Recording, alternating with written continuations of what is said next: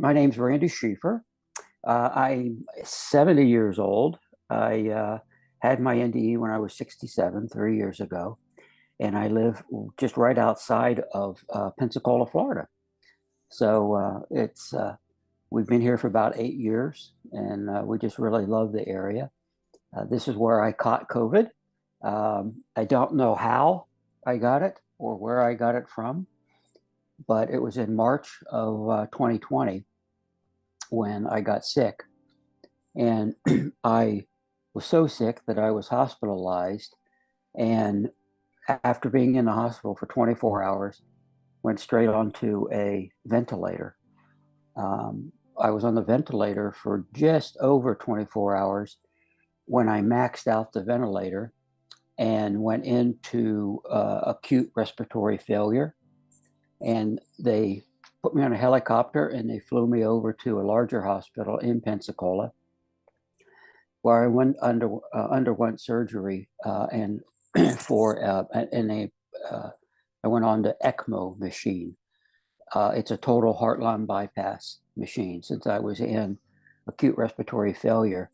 After being there for just a few hours, I went into renal failure. My kidneys failed, and I went on to dialysis. And then my liver enlarged, and it was throwing off some blood clots throughout my body. So basically, all my major organs were affected. And at one point, they called and said that they gave me about a 3% chance of living, and that they should probably prepare for my probable demise.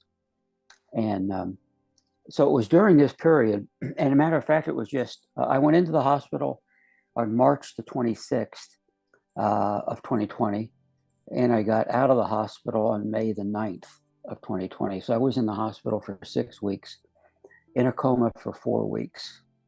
And it was during that period of time that I experienced 4 near-death experiences.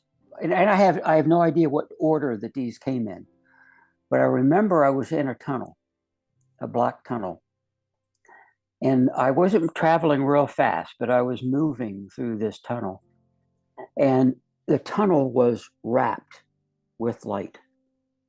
The light didn't permeate into the tunnel and brighten the inside up, but I could tell that it was very bright on the outside of this tunnel. And I felt so relaxed and so much at peace. And I knew I died. I remember saying to myself, okay, you're dead, but where are we going? And the next thing I knew, I woke up inside of a beautiful building. I was standing there and admiring the beauty of this room. And it was gold, and it had big arches. I remember 3 arches on each side of the room, just arched in gold inlay, and beautiful stained glass windows up above the arches, and big chandeliers hanging down from the ceiling with water features. It was that, and I was standing on a mezzanine looking down into this room. It was absolutely stunning. And it's just the colors and what you felt standing there is just so hard to describe, because it's nothing that you can feel here on earth, but you're at such a peace and you feel so warm and loved. And a gentleman walked over to me, and he was an olive complected gentleman, dark hair and a dark beard. And he had like a robe on, like a brown robe. And he came over to me, almost floated over. And I told him the beauty of this room and how beautiful it was. And I said, what is this room? What is this room? And he goes, oh, it's one of our most favorite places.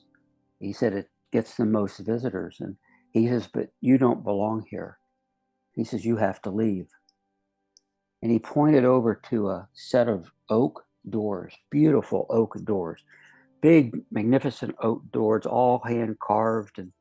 And I remember I passed through, and somebody was with me. I don't know who, but I sensed and I felt that somebody was with me, almost guiding me through this. And we went through these oak doors, and we moved down a set of steps, and it was in a beautiful city, absolutely magnificent golden city. The buildings were just as high as you could see up into the sky, just gold. The windows were like an opaque. The streets, I mean, were not any cars or buses, but the streets of the city was just kind of a gold, opaque, clear uh, material. It was just absolutely stunning. And I remember moving through the streets and passing parks, beautiful, beautiful maintained parks. The grass was so green. And I've traveled to the Highlands of Scotland and Ireland, and I've seen some magnificent, beautiful green grass, but nothing compared to what I saw there. There was children off in this park playing. I remember seeing them way in the back playing. And I was moving through this city, and I suddenly got lost, and I became very scared. And because I didn't know my way back. I didn't know how to get back. And I sat down on a curb, like side of the street there, and I got very anxious and I got very scared and I was crying and it got very cold because I couldn't find my way back.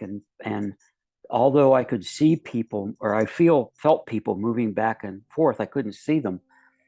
And I was screaming out to them, please help me. And suddenly I looked over my shoulder and I saw this beautiful white staircase going up into the clouds, way as far as you could see. And I said, if I can make it over to that staircase, maybe somebody will find me. So I made my way over, and I remember like the sensation of crawling up this staircase. And I have no idea how high I got, or I can't tell you. But all of a sudden, I heard somebody yell my name. There he is. There's Randy. Get him. And it almost felt like somebody grabbed me by the scuff of my neck and just whisked me off of those stairs. And when I was whisked off of those stairs, everything around me went black, black. I was back into my dark little sedated world. Everything just kind of shut down. But my conscious came to light again. And I was moving down a pathway, beautiful pathway, dirt pathway. And on the side of this pathway were beautiful flowers and beautiful trees. And off in the distance, you could see beautiful meadows of grass, just as far as you could see. And a stream or a river ran through this meadow. And I just taking in the beauty. And again, I knew I died. I consciously said to myself, you're dead, but what's happening? Suddenly, this little boy comes out, appeared from nowhere. And I would say maybe 10 years old. He had long, dark hair, like a bowl haircut, with the bangs and things. No shirt on, 3/4 length little shorts, barefoot, olive skin. And he was animated, very animated little boy. He was waving his arms, follow me, follow me.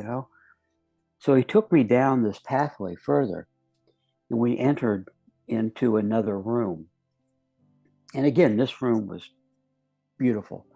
Had big picture windows and beautiful leather seats around the room. And he told me to wait there, that he would be back. So I walked over to one of the picture windows, and that river that I described out in the meadow ran underneath this building. And I was sitting watching this river, and there was people, human figures, in the water, not frolicking and playing and stuff, but they were over on the sides, over on the banks of the river. And it looked to me like they were just kind of enjoying the river and enjoying the day and maybe sitting there and talking or something. But again, it's just beautiful, these magnificent, beautiful flowers and red, green, orange, blue flowers just covered the whole area. And I have no clue how long I was there, how long I waited. But the little boy comes back and he says, "I'm sorry, you have to leave." And I said, "No, I don't want to leave." I said, "I feel so at peace and so calm and comforting." I said, "I feel so loved." I said, "I don't want to leave." And he goes, "I'm sorry, your room isn't ready. You have to leave." And with that, I was back into my dark little sedated world. The feeling that you have is just absolutely undescribable. It's just, I mean, I was always afraid of death. I would go into panic attacks when I thought about my own death. And I was a criminal homicide detective for 30 years. I mean, that's what I investigated, but I couldn't even talk about my own death without going into a panic attack. So for me to feel so much calm and at peace with the knowledge that I died was just something I had never experienced before. But I remember my consciousness coming awake another time. It felt like I was just at the end of that tunnel again, but I came out into a void, a very dark void. It wasn't pitch black, but it was a deep gray. I mean, it was just almost like dusk, late dusk. We could just barely make out figures and things. And these orbs of light were passing by me. And this one orb of light came up, and he telepathically told me I knew I was supposed to follow him. And he took me deeper into this void. And as we moved into the void, you've been to the theater and you're standing there on a completely dark black stage.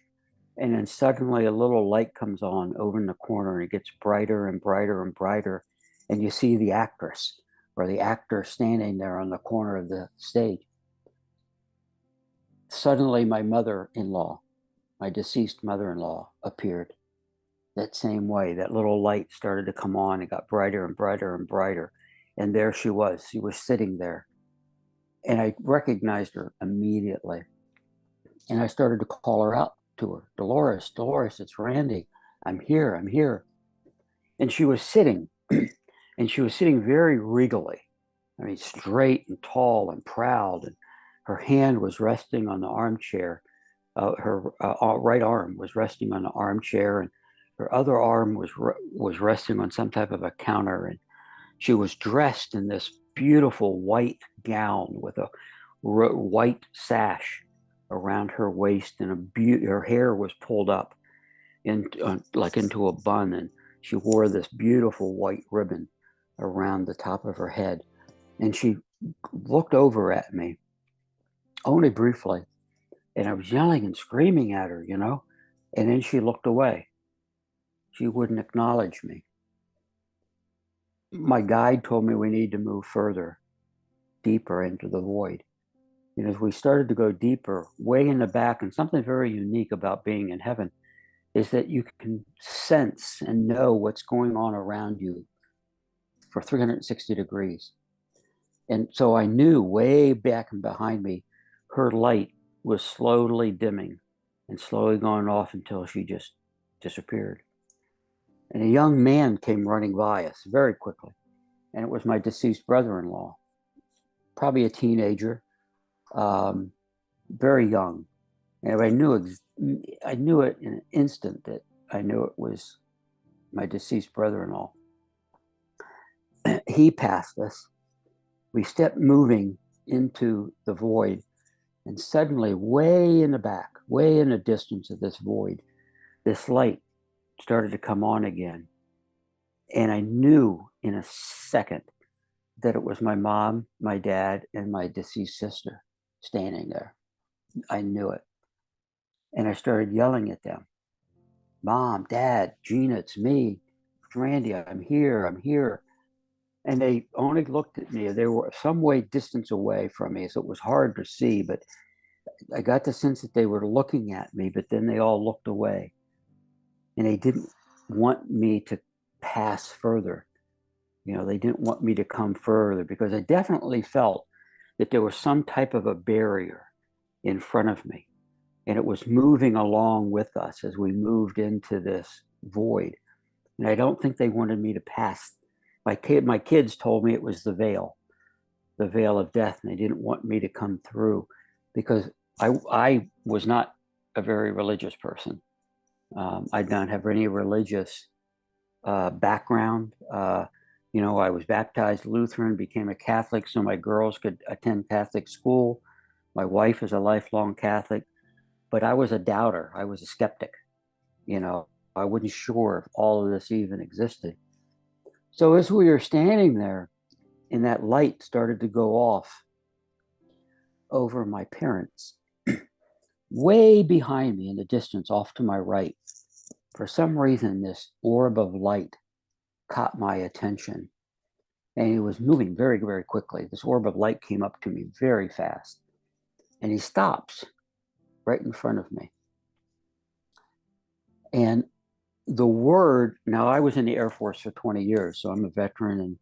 And the word veteran just was repeating itself over and over and over again. Veteran, veteran, veteran, veteran.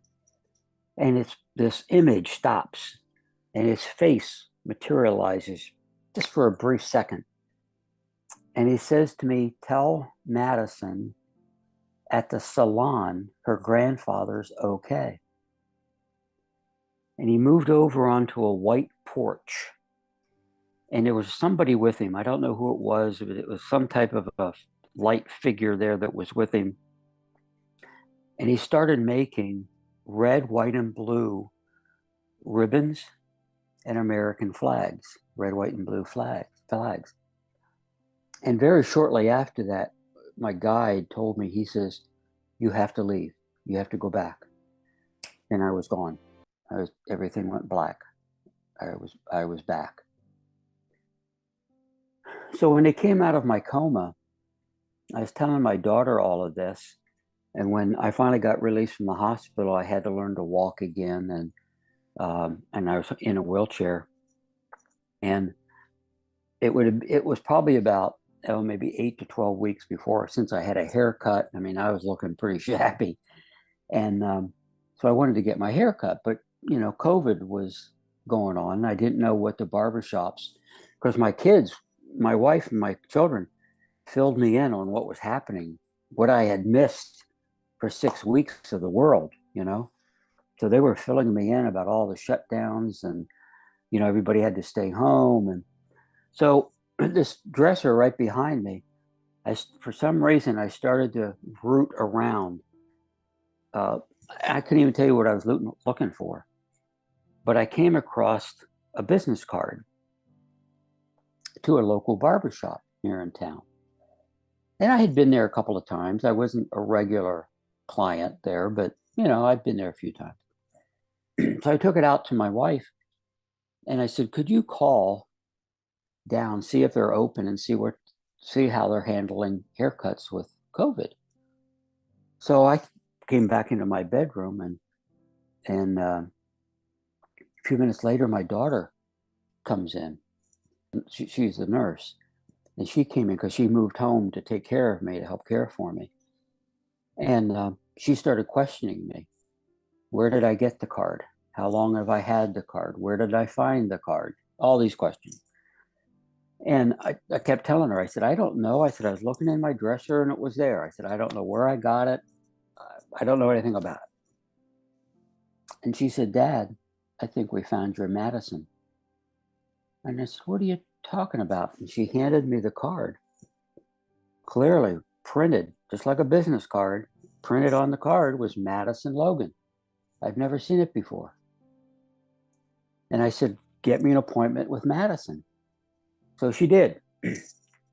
So she drove me down, and my wife told me, she says, "No, let Lisa, our daughter, take you." She's, "I can't handle this." So my daughter went down with me, and I was in a walker, and they allowed me to come inside. Everybody else was waiting outside, but they allowed me to come inside and sit down. After a few minutes, little girl walks up and she goes, "Hi, I'm Madison. Are you Randy?" And I said, "Yeah." She goes, "Okay, you're my next customer." So we go back, and I'm sitting in her chair. She's cutting my hair. And I said, "Madison," I said, "can I ask you some personal questions?" And she says, "Yeah, sure." And I said, "Are both your grandfathers still living?" And she goes, "No." She said, "The one grandfather that I was closest with died less than a year ago." Now, this was May of 2020, and he had died um, in June of 2019. Okay. And she goes, "He was the one I was closest with." And I said, "Oh," I said, "was he a veteran?" And she goes, "Yeah." She said, "He served in the Army." She said, maybe went to Vietnam. He used to talk about it quite a bit. And I said, "Oh," I said, "did he live here in the local area?" And she said, "No, no." She says, "My whole family is from Iowa." She says, "My family lives in Iowa." Now, Iowa is about 1,900 miles to the north of me. Okay. I've never been to Iowa. And I said, "Has he ever visited this area?" Because what I was trying to do was, have I seen this man before? Maybe I ran into him. Maybe I said something to him. Maybe. But she says, no, he never had an opportunity to visit the area before he passed away. So I felt like I had the right girl, you know. And I said, "Madison," I said, "I think your grandfather came to me." My daughter had explained to her how sick I was, but she didn't mention anything about the near death experiences, just how sick I was. And I said, "I think your grandfather came to me and he has a message for you." And I repeated the message: "Tell Madison at the salon her grandfather's okay." So after we all composed ourselves, we were all crying, and people in the barbershop were looking at us like, "Don't go to that girl. She'll make you cry." And so I finally told her, I said, "Madison," I said, "your grandfather moved on to a white porch. Is that somehow significant to you?" And she said, "That would have been his house in Iowa.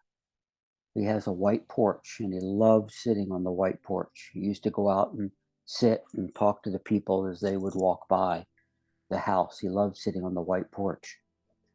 And I said, "Well, he was making red, white, and blue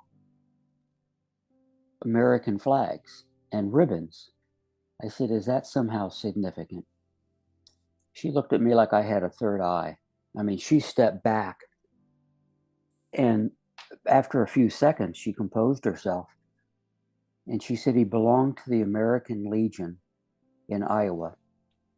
And every Veterans Day, her whole family would go down to American Legion and make red, white, and blue ribbons and American flags for their veterans' graves."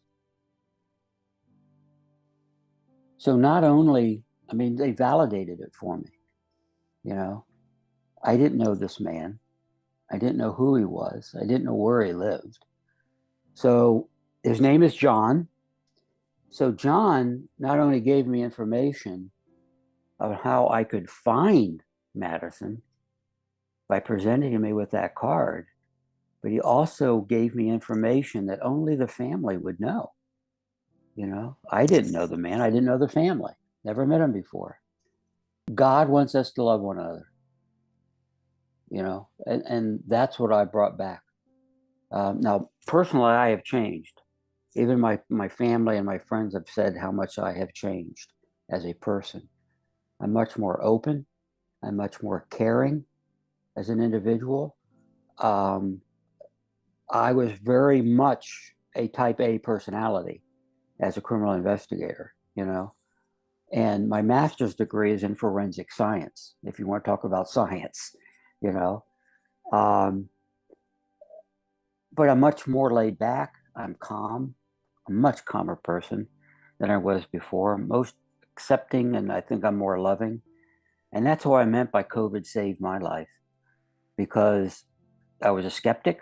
I didn't believe that there was an afterlife like so many people do, or maybe people are scared of death, as I was. Like I said, I went into panic attacks thinking about my own death, you know, at my existence would just end. And that's what I believed. It was just like turning off a light switch and everything goes dark and that's the end of it, you know? That's what I believed, and that's what threw me into the panic attacks. But I've learned that there is something after this life.